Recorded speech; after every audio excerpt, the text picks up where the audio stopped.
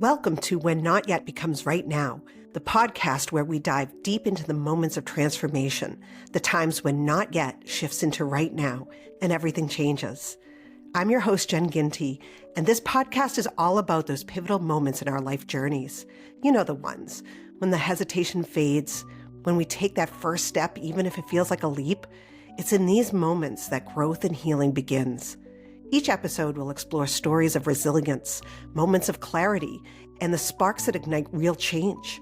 From personal experiences to expert insights, we'll uncover how people navigate the complex journey we call life and come out stronger on the other side. Whether you're searching for that spark in your own life or just curious about how change unfolds for others, you're in the right place. We'll discuss the ups and downs, the breakthroughs and setbacks, and how to embrace the right now, even when it feels out of reach. Because sometimes the hardest part of the journey is realizing that the moment you've been waiting for has already arrived. So take a deep breath, settle in, and let's get started. Hello and welcome to When Not Yet Becomes Right Now. I'm your host, Jen Ginty, and today's guest is someone who brings heart, expertise, and purpose to every conversation. Kyle Kittleson is a published author, animal behaviorist, and television host who has dedicated his career to advocating for both animal welfare and mental health. He's the on-camera host for Med Circle, a leading mental health education platform where he helps make complex topics accessible and engaging. Kyle's unique background includes training over 24 animal species, from majestic California sea lions to vibrant hyacinth macaws, and serving as an animal expert for major networks like ABC and NBC. His work bridges science, compassion, and public engagement, and his mission is clear: to improve the lives of both animals and humans through education, empathy, and storytelling. Welcome, Kyle. Hey, yay, Hey, and yay. thank you. Man, Yes. it's so nice to have someone just give your whole bio like that. Yeah. You have a very wide bio with so many different things that you've done, from animals to mental health. It's Yeah. you're a plethora. I know, I was there, not to go off on a quick tangent story, but yesterday someone was reminding me of this person who was in our friend circle, and she was a liar. She lied about everything. And I'm not saying like, oh, I love your dress, when she hated it. I'm saying she's said she used to be a pilot and used to be a sushi chef and all these things. And I believed all of it. And my friends said, well, Kyle, it makes sense that you would believe it because you've done a lot of stuff too.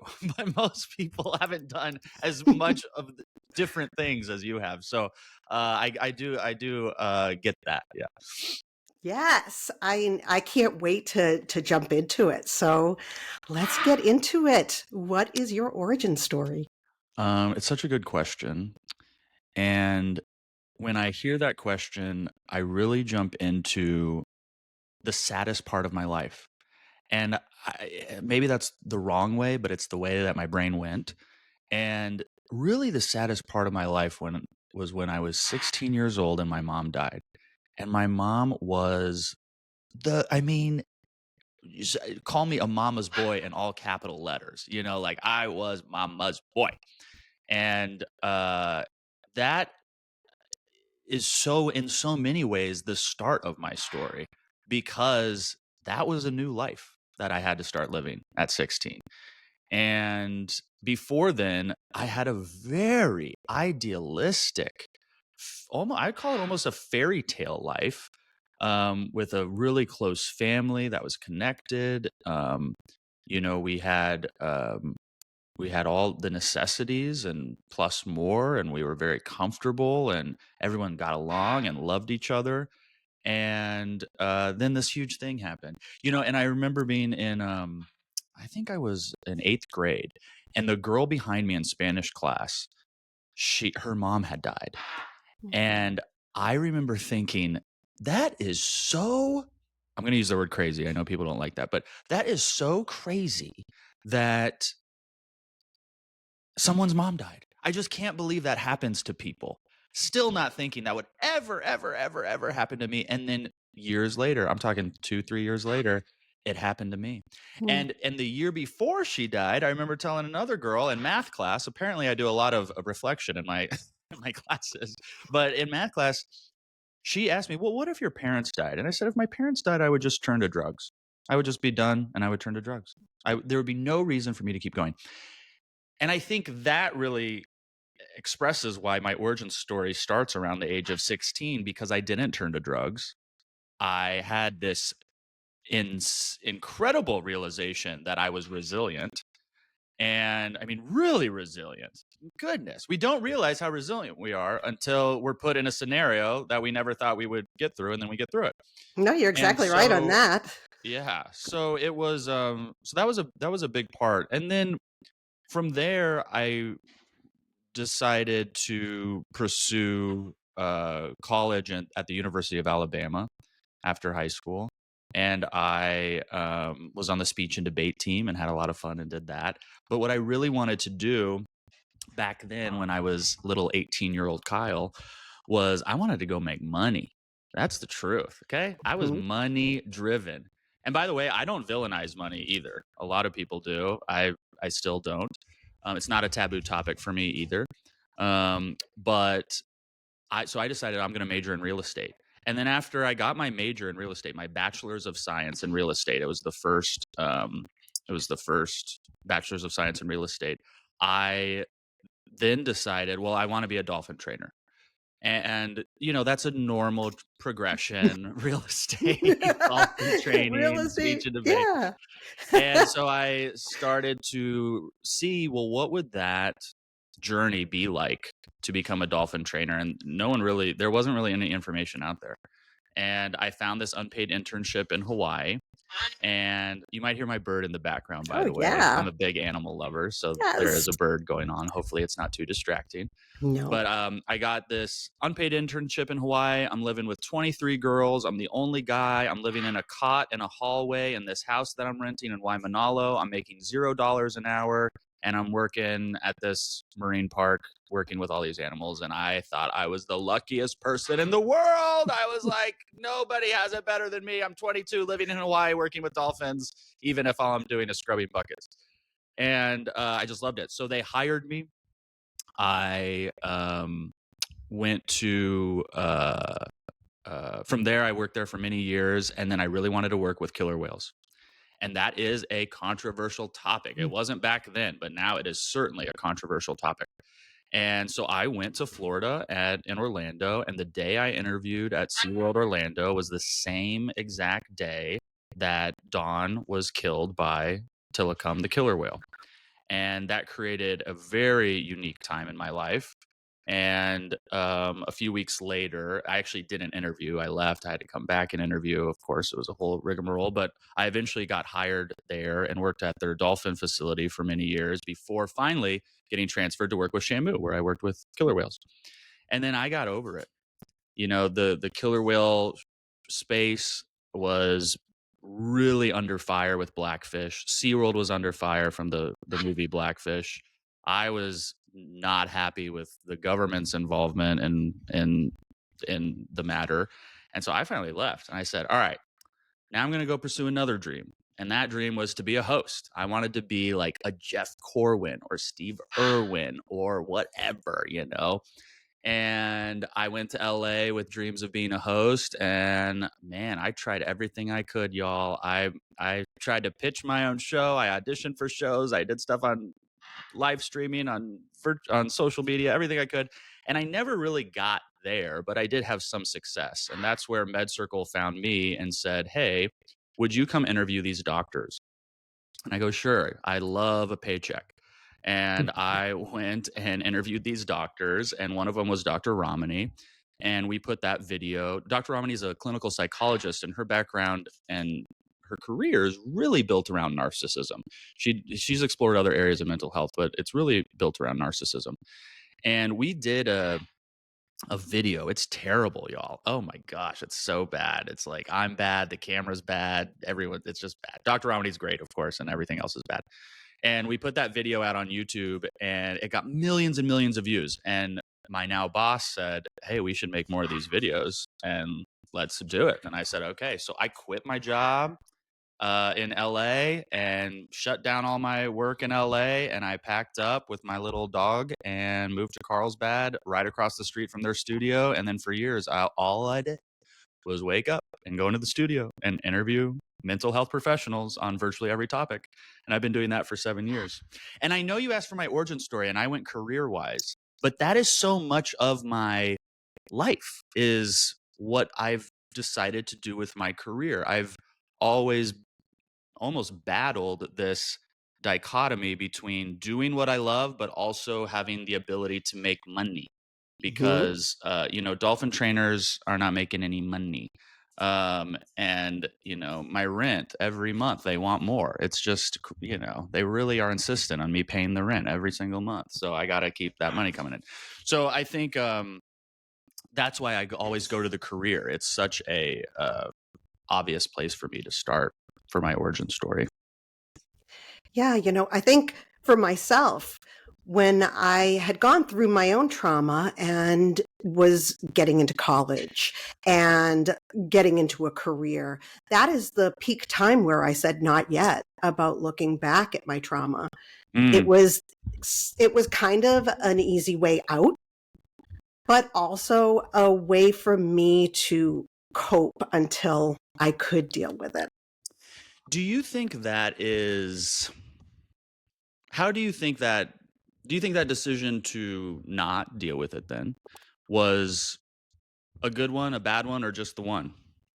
It was the one that had to be chosen at that time, I It was think. the one. Yeah. Yeah, I think it was because everything was just beginning in my life at that point. When I was a teenager and halfway through college, I was going to court to put my abuser in prison. Mm-hmm. And by that end of that, I had had enough of it. I had enough of feeling that victim feeling.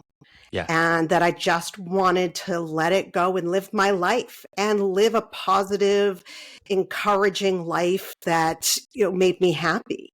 Yeah. And, I think, sometimes it was and sometimes it wasn't. yeah, welcome to life. Okay. Right. Um, so many people in the mental health space, I believe that they put so much of a priority on healing and getting to that other side and accomplishing this goal, whatever that is. And I try to advocate, though. That's great. You want to go do that? That's great. Applause. I'll be there right there with you. I also think we should applaud the people and support the people who go, you know what? My trauma's over here in this little tiny box, and I'm not looking at it, dealing with it, or doing anything about it right now. And that also is your call, and a call that is okay to have. This idea that I know people with immense trauma, and their decision to cope is to put it away. And I've asked doctors on Compartmentalize. MedCircle, yeah, compartmentalize. I've asked doctors at MedCircle, I go, won't that make you sick? Doesn't that mean you won't ever heal? Yada, yada, yada. And they go, hold on, hold on, hold on. Maybe that's for you. But for this person, this is what they're choosing to do, what they want to do. And it might be the way that they are coping the best they can today. And maybe next year that'll change, or maybe it'll stay this way forever. But this idea that we always have to deal with it. Mhm. It's like my mom died when I was 16, right? I have no pictures of her anywhere in my house, anywhere. I don't have a picture of her on my phone. If I had to get a picture, I'd have to go in a box in a storage unit somewhere, dig through a whole bunch of stuff to pull out an old picture. Okay. And I asked one of the psychiatrists at MedCircle, Dr. Lamb, about this. I said, Dr. Lamb, I'm not asking if I haven't processed my mother's death. I would say no, I haven't. I can't even look at a picture of her. Okay, I'm acknowledging that's there. But is it okay that I'm doing this? Like, is it okay? And she goes, do you think it's okay? I go, I think it's okay. She goes, it's okay. Yeah. And so, we get to do it however we want to do it. You want to be the person who does the workbook and goes all in and, does the workshop. Great. But if you want to put it away forever or for a little bit, I also think that's okay. And I'm not trying to get other people to think it's okay. I'm just sharing. That's what I think. I think that's okay. I agree with you 100%. I think that if it's working for you and you're doing what you love, doing what you need to do, doing what you want to do, it's when it becomes toxic for Mm-hmm. you, when it starts to creep up in the back of your mind, when you hit a point in your life where something is holding you back. I Yeah. feel like that's the clue. But it Yeah. doesn't mean that you have to spend your whole life, searching for the ideal way to get over something. Yeah. And maybe even I would add, maybe getting over it, whatever your definition of that is, of course. But when I hear that, maybe that's not even possible. Maybe that's not even the goal. Getting, I think one of the trauma is all subjective, of course. But one of the worst things that I can think of is a parent losing their child. Hmm. I put that up there as just one of the worst. I think that's And my biggest fear in life. Is I have two sons, and that every day that my sons leave me, I say, please be careful, stay safe. can I Because ask how old they are? Are you comfortable yeah, talking oh, about them on absolutely. here? Yeah. How They're old are they? they're 21 and 18. Yeah, So and they're they're fresh okay, and they're adults. not 6 years old. Hmm. And you have that feeling. But you and I think every mom, especially moms, but probably every parent who's listening to that nodded their head in agreement. They go, me too. Me Yeah. too. When you have that worry, what are you worried about? Is it something specific? An accident is usually my son. When he was leaving for work, he works at night. He left for work and had an accident immediately outside of our house, like Mm-hmm. on the main street. And I heard this insane crash when Mm-hmm. I knew that he was leaving. And I ran out there so fast, and he was safe, but the car was destroyed. And I feel like my life flashed before me when I saw the car. And when I saw him, it was as if, like, I don't know, Lazarus appeared to me. Yeah. Like he Yeah. made it through. He's okay. How was he? Was he shaken up, or was he like, oh, He was shaken up. And I think he was very happy that I was there to help him cope with the situation, because I think he mm-hmm. was probably like 19, 20 at the Mm-hmm. time. But that feeling of when I heard that crash, knowing that my son had just left our house, Oh my it God. it was like a cold wind went through me. I Yeah. turned to ice and Yeah. just ran without shoes, anything, right Yeah. out to the street to see what happened. Once you figured out he was okay, physically safe, what did you do? I I breathed.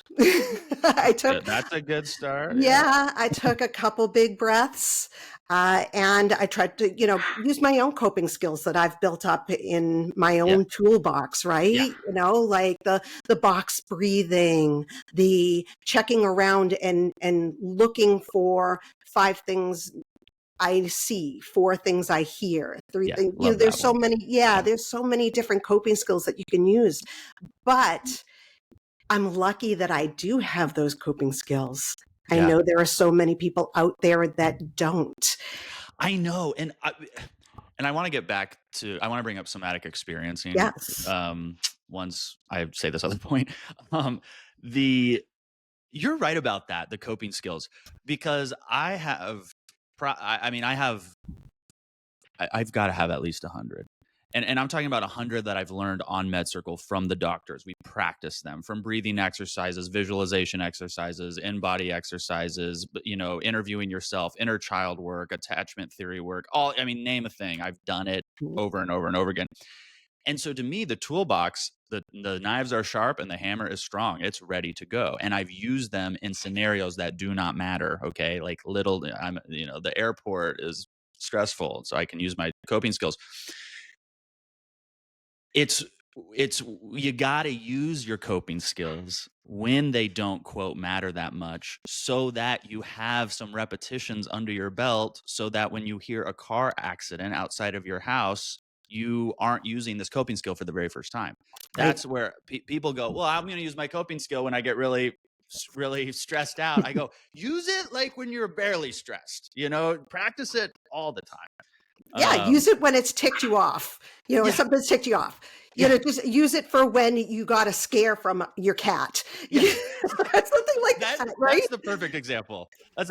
One therapist says, you got to go on your stupid little mental health walk every day. And I love that little saying.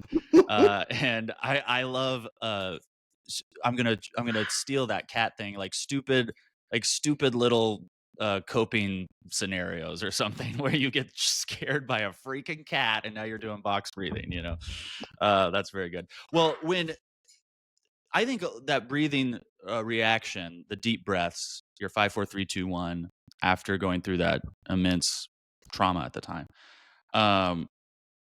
I have found so much value in almost doing the opposite, where once I know it's good, okay, because the truth is sometimes we can't use our coping skills because we're in an emergency and we have to be present and we have to talk to the police and we have to and we got to be on top, okay? Grit, get through it, I get it. But when that's done and you walk into your house, what a lot of people do and what I always did was, all right, now I'm going to get rid of these feelings I don't like because I don't like feeling this way. And I get that. But what I've learned, and I'm not an expert, okay, but what I've learned in somatic experiencing is the value of actually physically moving your body. And instead of trying to calm yourself down, almost lean into the negative energy. I'm not above screaming into a pillow or, punching my couch just to get it out.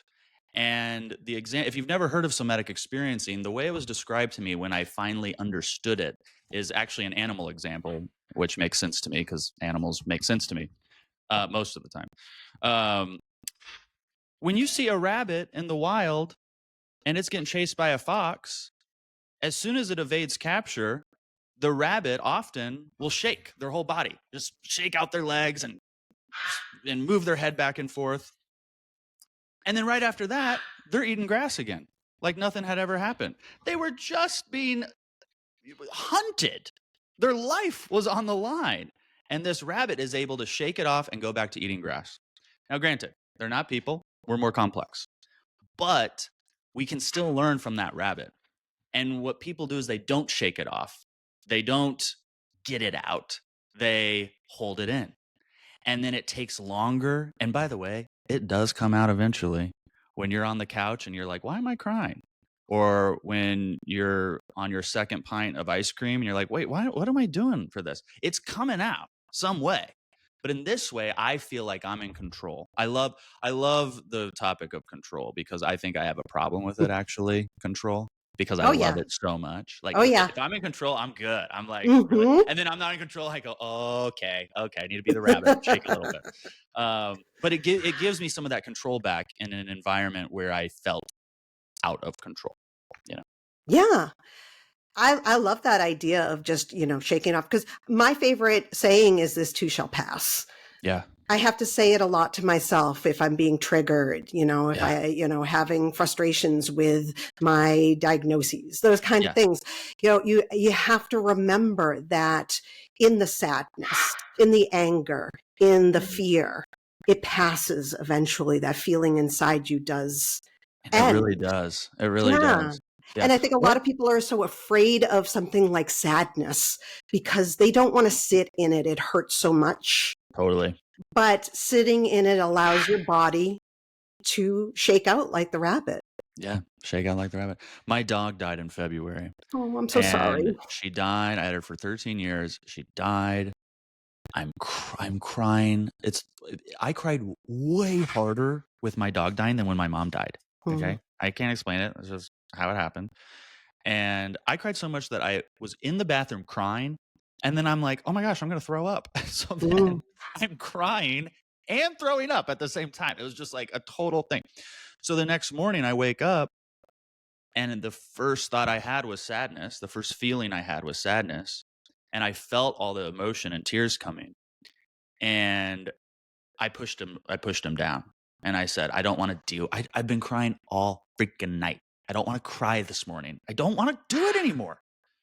And I pushed it down. And I talked to one of the Med Circle doctors about this in this workshops. At Med Circle, we do live workshops with our doctors, and they talk about whatever the topic is, trauma, depression, whatever. And then we go through these exercises and we take questions from the audience. And because I get to host them, I'm like, well, here's my question. I'm pushing down my emotions the next day after my dog died because I just didn't want to cry anymore. How bad is that? And they're like, Kyle, come on, that's not even the right question. How bad is that? You know, the judgment of my Yes. choice was the first thing. It's like, I can't just mourn my dog. I have to then push down my tears and then judge it and then bring it up. And it's like, we have the autonomy and the privilege of choosing sometimes we can't choose because it's just too much, but oftentimes to either cry in a pillow and sulk or not. And if you choose one or the other, it's so easy for us to feel shame or guilt for one of those. And we don't have to. You get to not cry if you don't want to cry, you know, and it doesn't make you bad for not wanting to cry. Right. And that judgment, we judge ourselves so much more than we judge other people, right? Oh my gosh. It's insanity. Oh, well, there are a few people I judge more than me. Okay. Well, yeah, there are definitely people out there. I put the judgment on. You're right. I mean, I am like, you know, the old saying or I don't know, example of would you ever talk to your friend the best way you talk to yourself? Never. Mm-mm. Never. But my best friend says anything negative or anything, I'm like, oh my gosh, no, you're like the best. How could you even think that? Da, da, da. And we don't do it to ourselves. And you know what I'm really good at? I'm an expert at this, okay?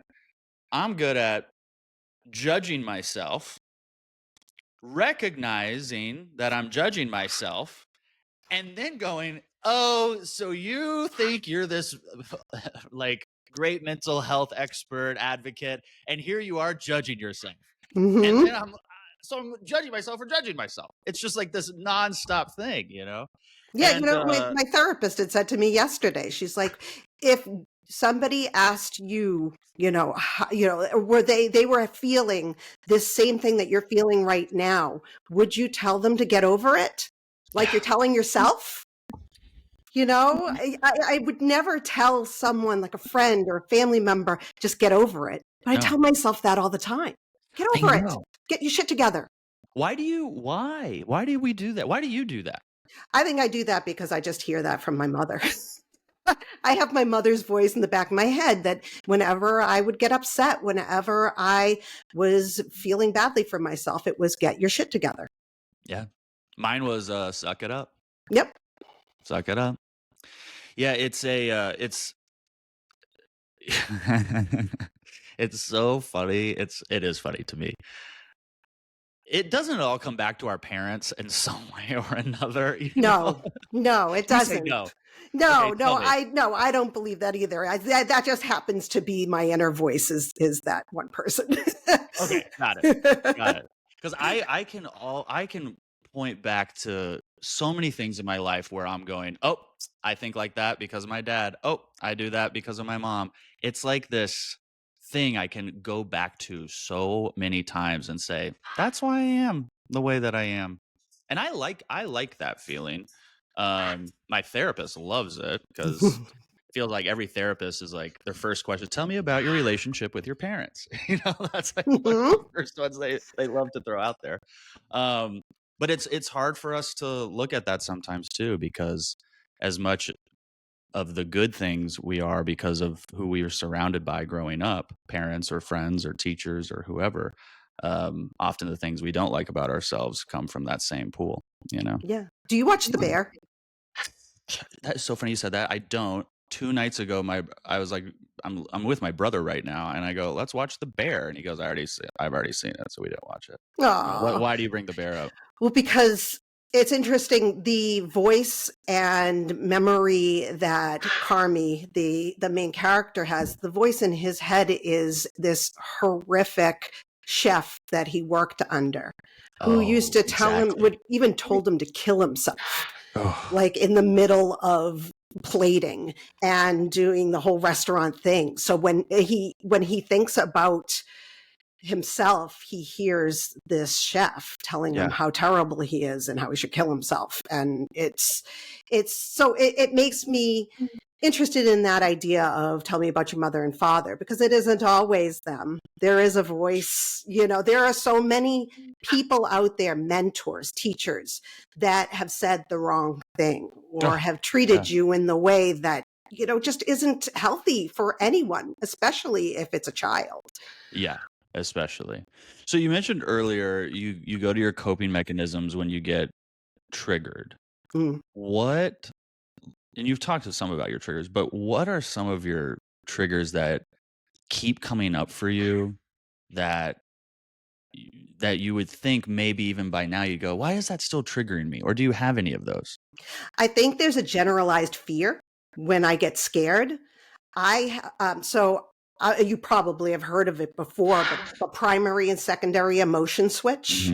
Yeah, where I will get scared and I immediately switch to anger. I usually switch to anger for most things because it feels most in control. Like we were talking about, control, it just feels so good. And so that tends to be what I will do in most situations, is if I'm feeling scared or if I'm feeling sad or some other intense emotion, I will switch to anger.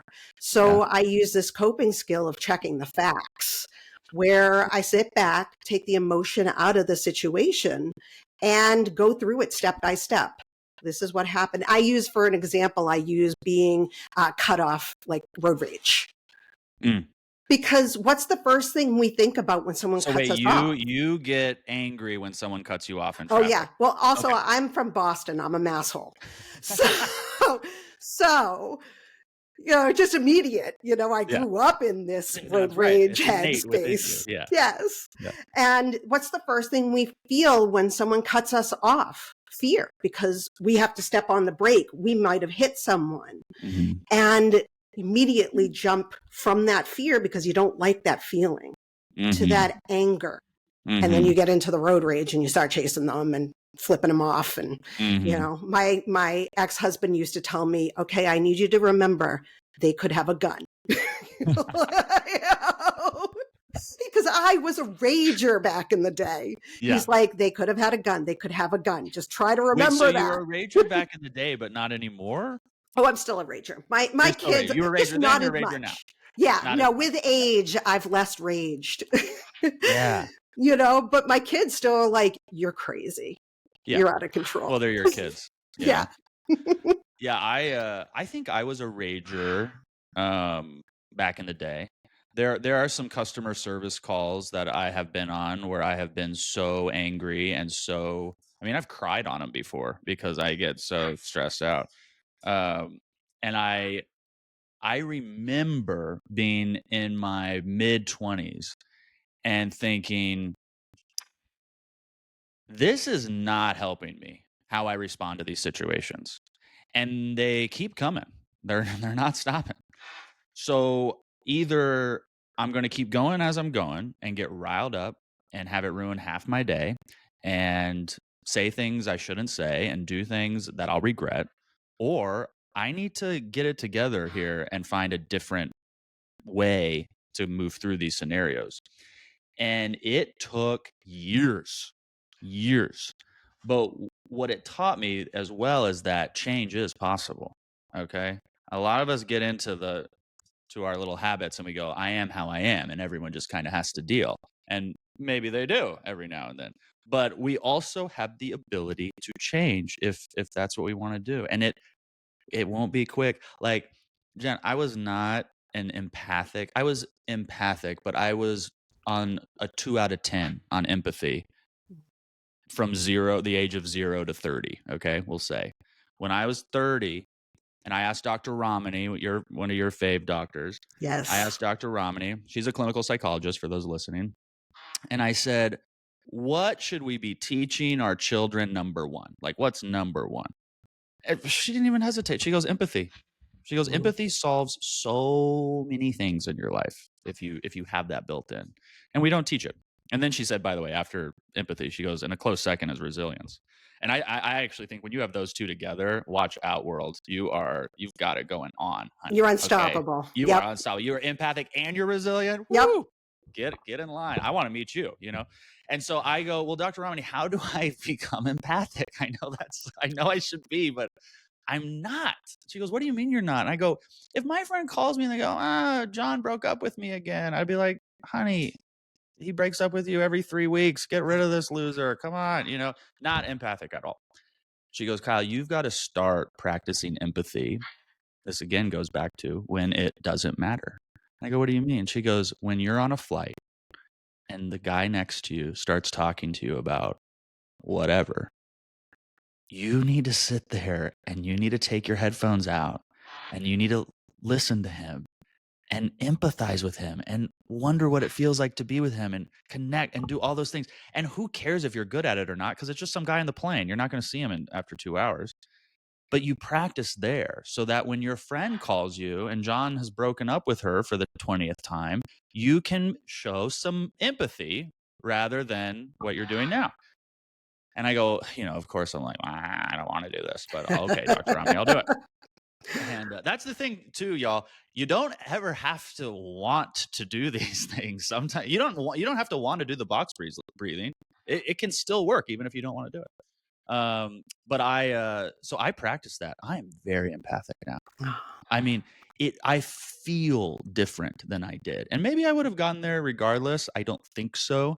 But living an empathic lifestyle, people confuse empathy with weakness because they think you're just always like, oh, it's okay. And I'm like, you're not getting to the core of it. And when you really are practicing empathy, you are creating stronger relationships, faster relationships.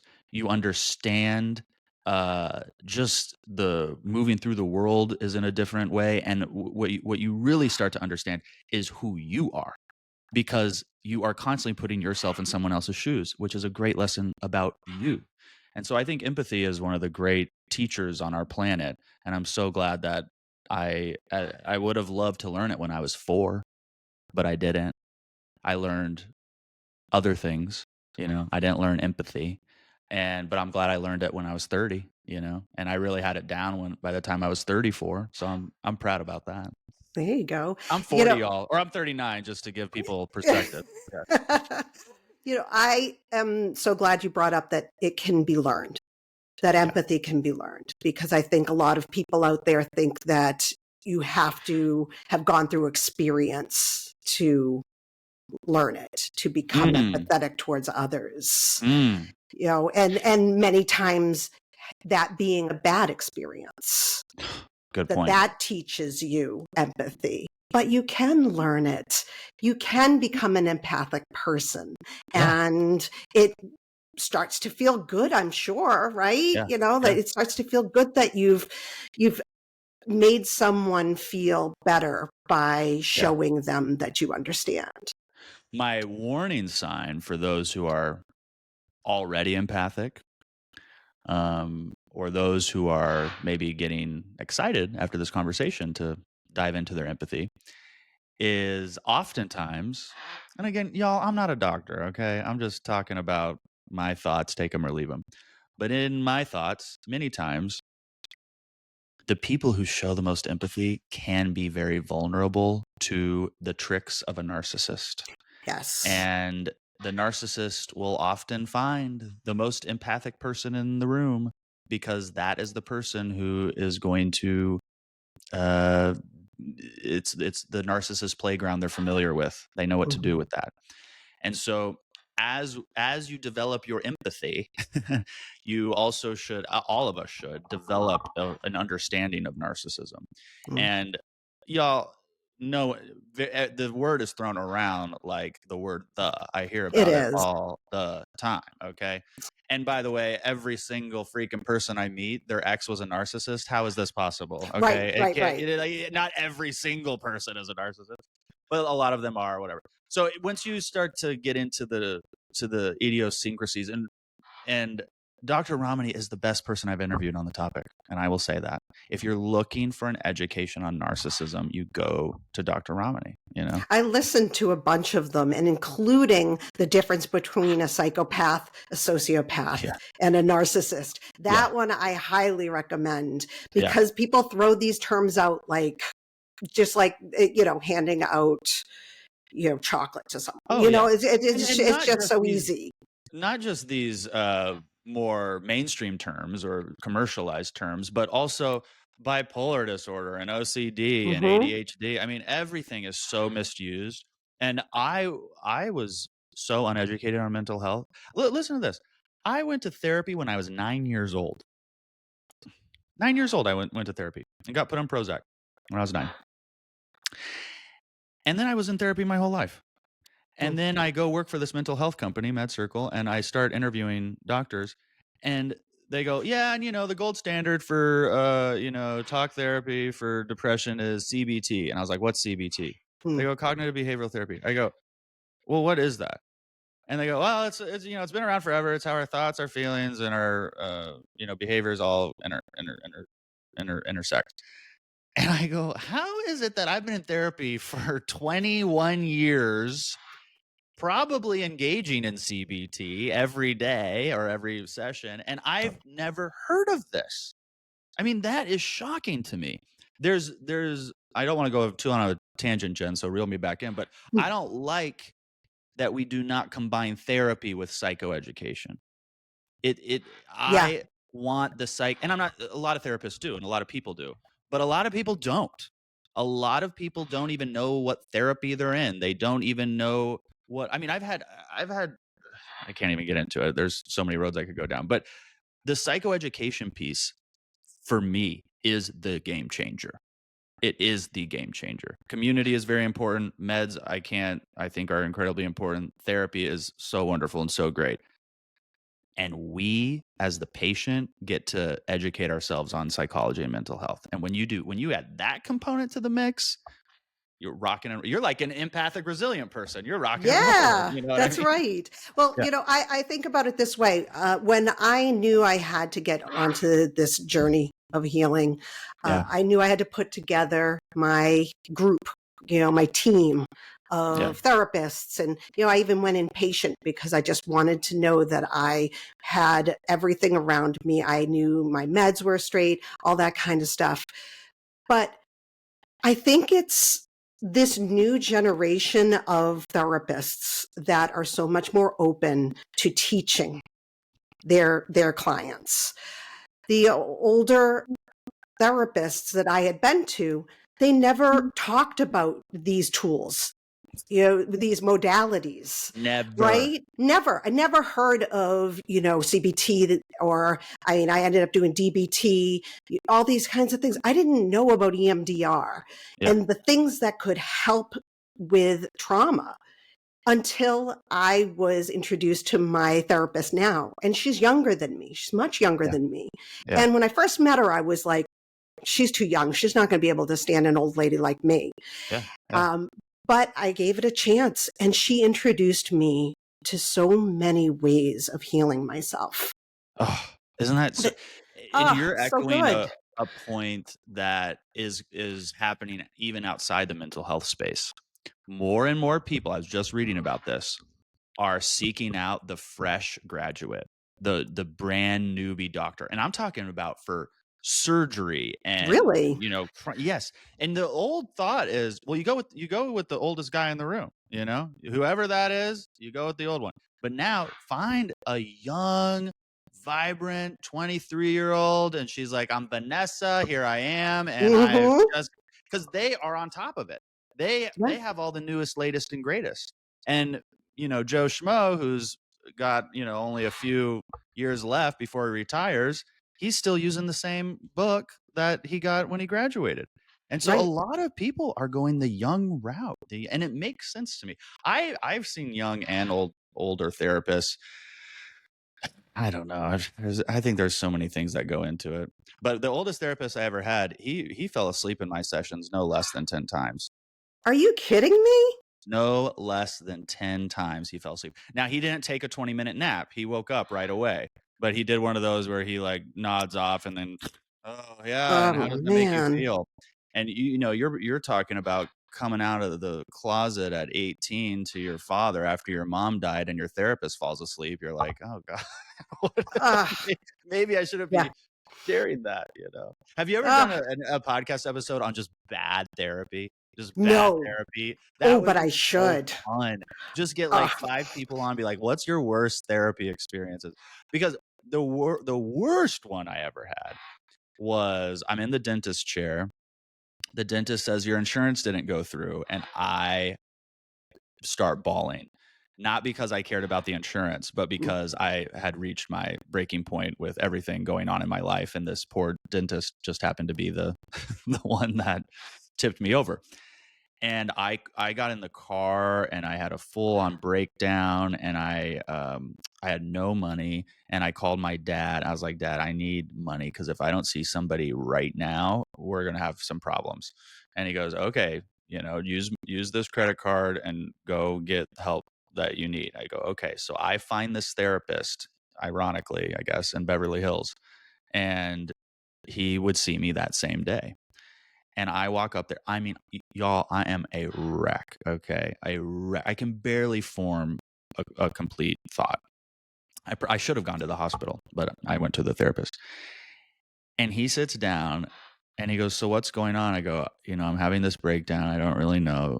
And then he goes, "Well, you are in good hands because you wouldn't believe the celebrity clients that I have. I mean, will you walk up and down this hall? There are celebrities. I can't even tell you about them." And you guys, ew. I'm crying. I'm sobbing into my shirt. And he's telling me about his celebrity clients. And I go, cool, cool. But like, can you focus on the non-celebrity in the room, i.e. me right now? And that was the worst. I mean, I never saw him again. Luckily, I was smart enough to do that. But God, there are bad therapy Yeah. I things out there. I owned a boutique and it was failing. It was just going under. And I, told my therapist, I don't know if I'm going to be able to pay the rent for this month. And she said, "Oh my God, Jen, what are you going to do?" You're like, what a great question. I should have thought of that one. You're my therapist. Yes, he goes, that's so terrible. You must have so much anxiety and stress about that. Yeah, I didn't go back to see her Oh my God. again But you know after what? that. You didn't go back, and I didn't go back to the first one, but the therapist that fell asleep on me 10 times, I went back and saw him for 2 years. I Wow. was with him for 2 or 3 years because me, have this idea that they are right. They have the answers. And so what? He fell asleep. He woke right back up. I can justify and make excuses for him all the time. And not to bring it back to the psychoeducation piece, now that would never be tolerated. I would say, hey, if this isn't a good day for a session with you, let's reschedule. But if this is going to be habitual, I gotta find a therapist who's not falling asleep. How about Yeah. that? I mean, Yeah. these are basic requests. And y'all, we pay them. Okay. And I know there's a lot of therapists listening to this, but I'm talking to the people who are paying we pay them. And so if you don't want to pay them, pay somebody else. You should get what you want if you're paying somebody, I think. I've started studying this concept I call implied authority. Give me that. Like, I am so afraid of, let's see, the IRS. Yeah. Me too. I think a lot of The people whole are, government. but yeah, Always. yeah, it's an implied government. It's an implied authority. Like, and Yeah. I think older people, especially older people who think that they know better than you, can put off this implied authority Yeah. to you that makes you think, oh, well, they must be right because they're older and maybe more experienced or have, better understanding, when we need to advocate for ourselves. Yeah. Right? We Yeah. need to learn to advocate and say, well, no, this sucks. Yeah. And I don't want to talk to you about this anymore, so I'm leaving. Bye. We sit through things thinking we don't understand ourselves enough when we're the ones who live with ourselves. Yeah. Who's going to exactly. And that, I really like that outside of the mental health space, the implied authority with everywhere we go. Well, like seeing a policeman. Yeah. Like there's that quick fear of implied authority of, Yeah. oh, well, he has authority over me when I'm not doing anything wrong. Yeah. I'm just walking down the street. Yeah. I love finding those little deep dives like that, like implied authority or my favorite mental health therapy is acceptance and commitment therapy. Have you all talked about this on the show? Acceptance and No. commitment therapy. I like for people who go, okay, I want to get educated on mental health for any number of reasons. Where should I start? I go start on whatever grabs you, okay? Whatever that is, start there. But if you really don't have anywhere to go, start at acceptance and commitment therapy, ACT. Okay. It's the big three, y'all. CBT, DBT, ACT, Mm-hmm. And the ACT is really a lot of CBT, but it combines more like Eastern philosophy. Oh. So it's heavy in mindfulness, for example.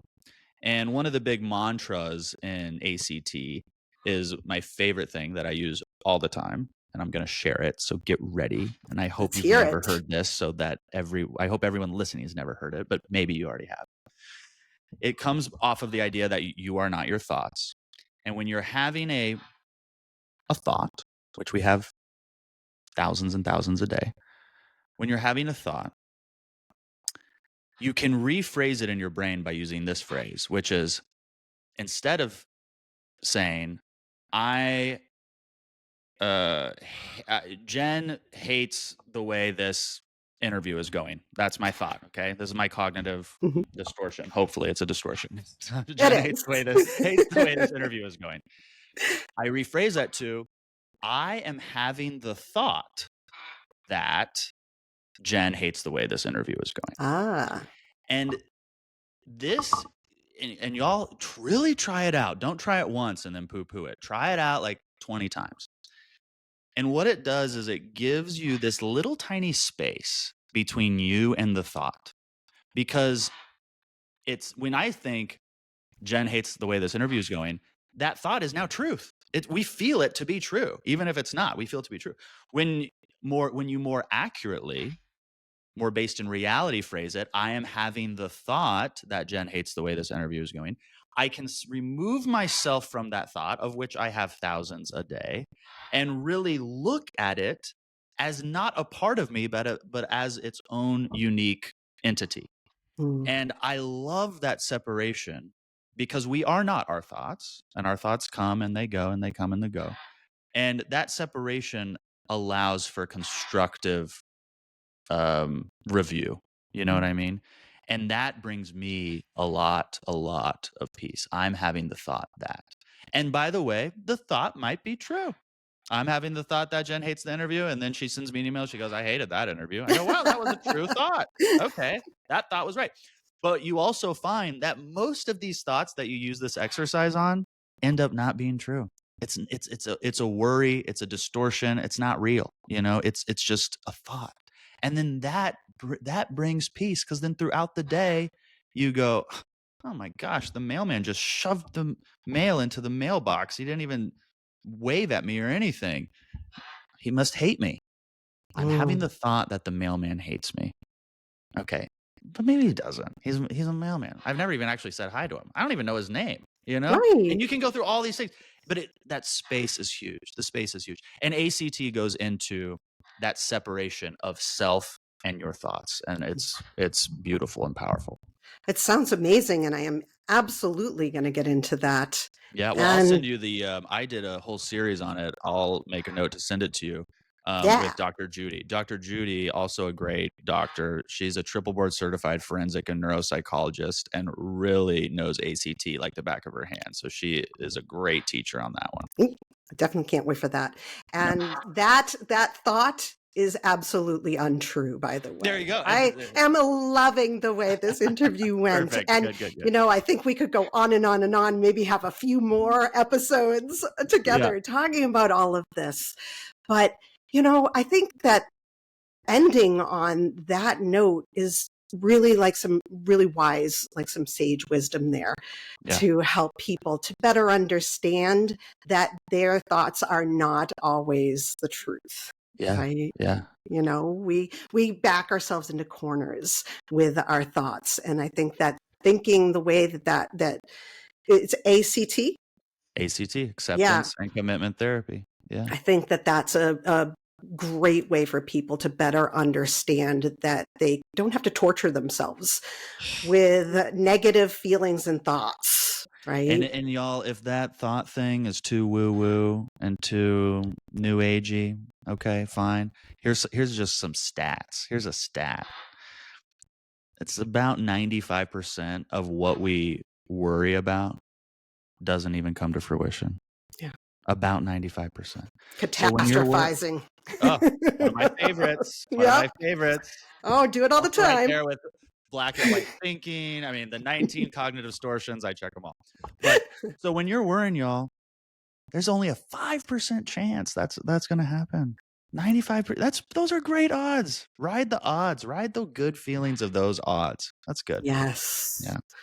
Well, I want to thank you so much, Kyle, for Thank coming you. on the pod. I love this conversation. Well, I'll say thank it you what again. you're doing, and thank you for selfishly from all of us, the listeners, thank you for turning your life into a classroom, your lessons into our lessons. And that is the amount of people and change that happen when you open your little laptop and put on your great pink headphones. I mean, those are simple motions with huge impact. And so I will say thank you on behalf of everybody. Thank you. Oh, thank you. And where can we find you? I know Med Circle. Everybody has to go to Med Circle. Yes, I've been on the YouTube and I think circle. we're giving you guys your listeners a discount if they ever want to join. But if you don't want to join Med Circle community, which is available at medcircle.com, you can also find us for free on YouTube. We have 1.7 million subscribers there. We do new videos every Friday. We do live streams with different guests, and it's a nice place to get started. And then when you're ready, use the discount for the podcast, and it'll be in the show notes or somewhere, I'm assuming. Yes. And you can go to medcircle.com. And then if y'all need me for whatever reason, I don't know why you would, but if you need to contact me, Kyle at medcircle.com. Oh, thank you so much. Thank you. It's been an absolute pleasure, Kyle. Same. Thanks. Thank you for joining us for this episode of the podcast. This show is produced by Phoenix Freed LLC, and I'm your producer, Jen Ginty. We hope you found today's conversation insightful and inspiring. If you have a story of your own about when a not yet moment became a right now, we encourage you to reach out and share it. You can find more information about being a guest on our show at whennotYetBecomesRightNow.com. Remember, you are not alone on your journey. Whether it's a journey of healing, growth, or transformation, every story matters. Thank you for listening, and we'll catch you next time with another inspiring episode.